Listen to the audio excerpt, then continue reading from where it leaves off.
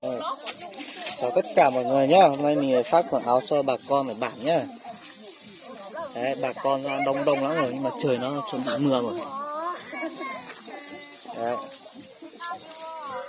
Mình sẽ phát quần áo ở đây nhá. Quần áo từ thiện. Quần áo từ thiện của mình. Chơi này.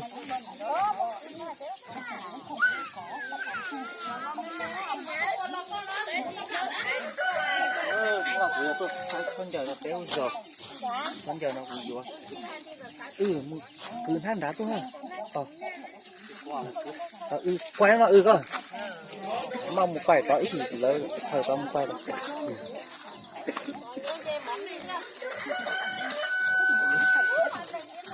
Đấy lui vào cái trời này, phải không được lấy.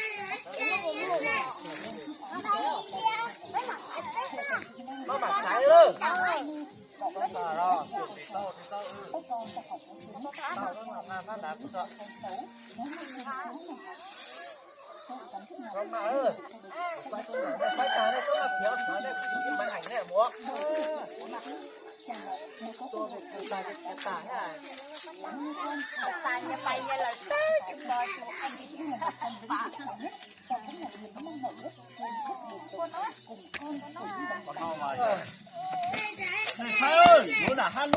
Bây giờ mình chuẩn bị đi phát quần áo nhá. Chim gì tay này. Cái này hỏng gáy rồi, không quay được đâu ựa. Chả hỏng à.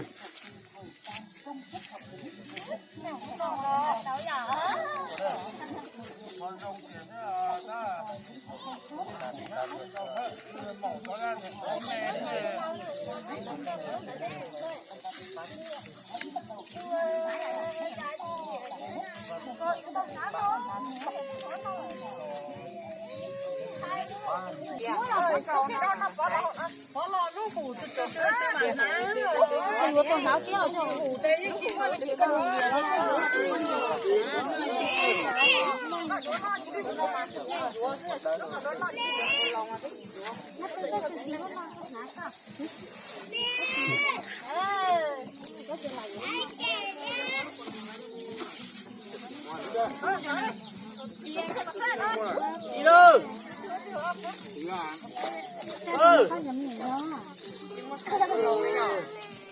Phát cho bản trước. Đấy. Mua háu một sái. Xin phép tất cả nhá, bây giờ mình được phép nói tiếng dân tộc một tí. Sái của ta ơi, sái của ta lúc từ trong nga kia múa ơi. Rồi nào ô té là nào ô giả làm tháo ơi. Khuôn nhiều chỉnh chia hành ơi.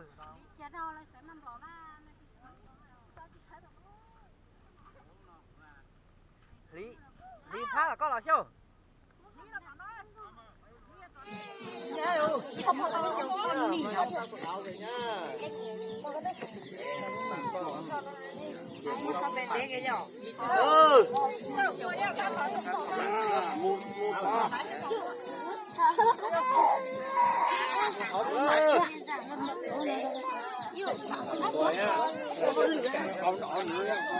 Nà mẹ à chú nó. Không nè nó. Ta lúc từ trong ra kia múa.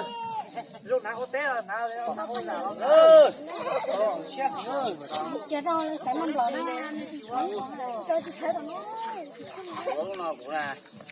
Lý phát là con là chưa? Tôi không nè. Nó là con là chứ. Nó to là sáng à. Đâu lấy từ sáng tao là mà thâu tôi, đau xưa. Thật vậy?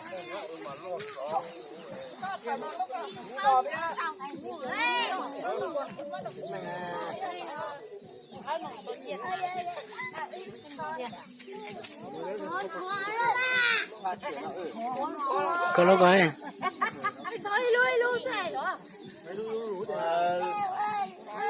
Nó cũng phải ở na thôi. Na phải đâu sửa đỡ.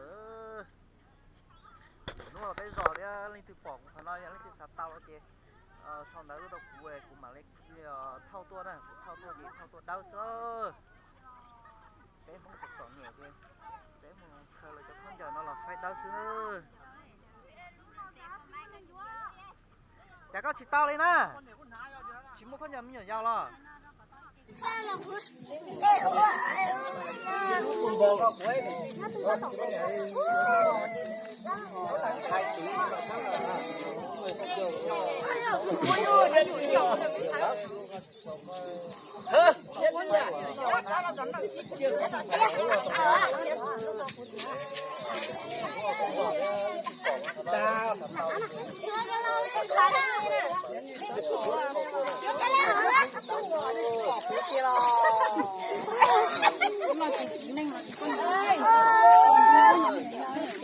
lúc nào cả chỉ có mình vừa tao lên nè con nhảy con thái rồi chứ chỉ một con nhầm nhiều nhau lo tao này tao đi lúc con bò đấy tao chạy chạy lấy thấy tà lo hai giờ tụi bà tao tao chặt tao tao nói tiếc chợ có mua cuộn cầu là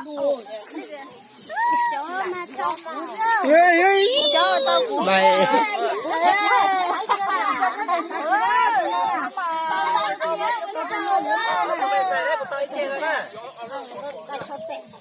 lúc nào hết lên nhảy nào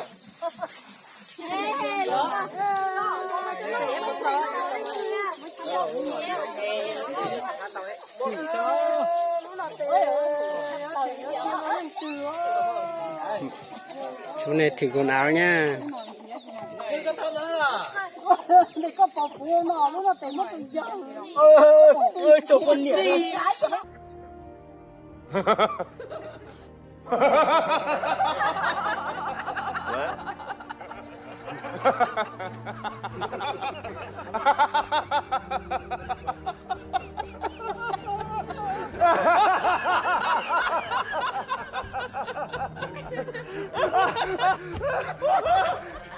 Gosh, great.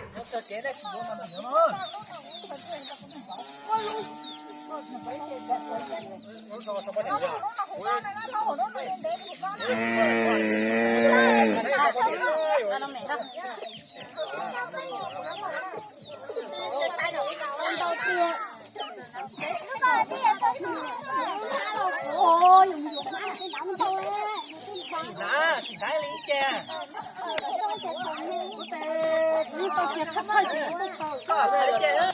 chỗ đấy cho tao một sợi rồi đấy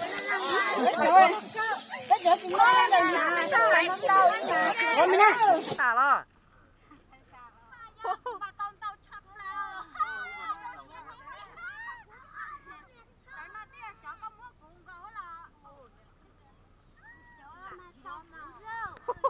tụi nó mà yến tao thì tiêu tụi nó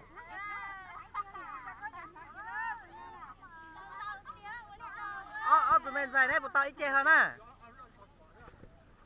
lúc nào này chè cũ rồi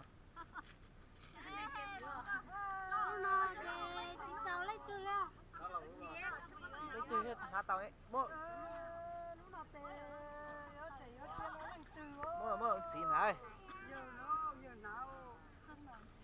thư có tao nói là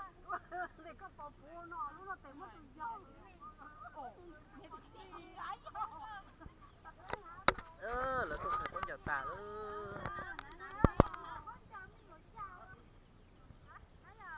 thì nó nó của chốt cho chén này chỉ vô màn thì nó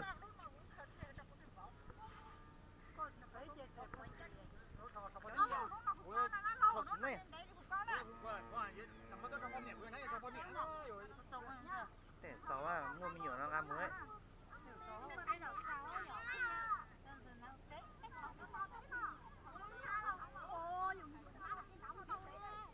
xỉn thái lý chè có khởi chè hư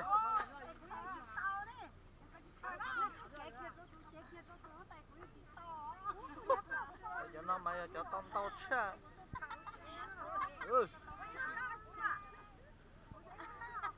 cho nên cho nó tao một sợi rồi đấy cứ thay đua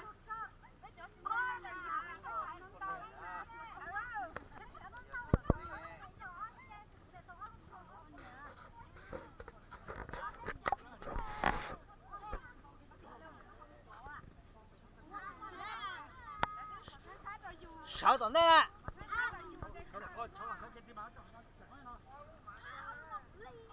lúa à hai lúa có lọ cho có kia đó rồi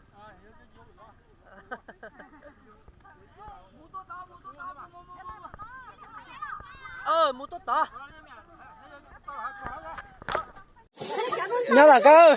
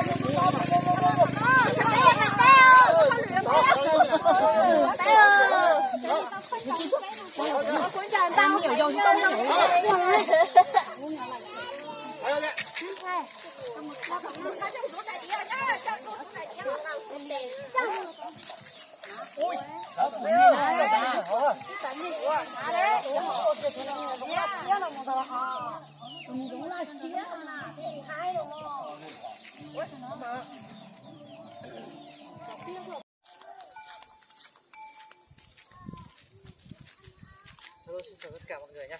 Bây giờ là theo như kế hoạch là bây giờ là mình đã phát hết quần áo cho bà con rồi.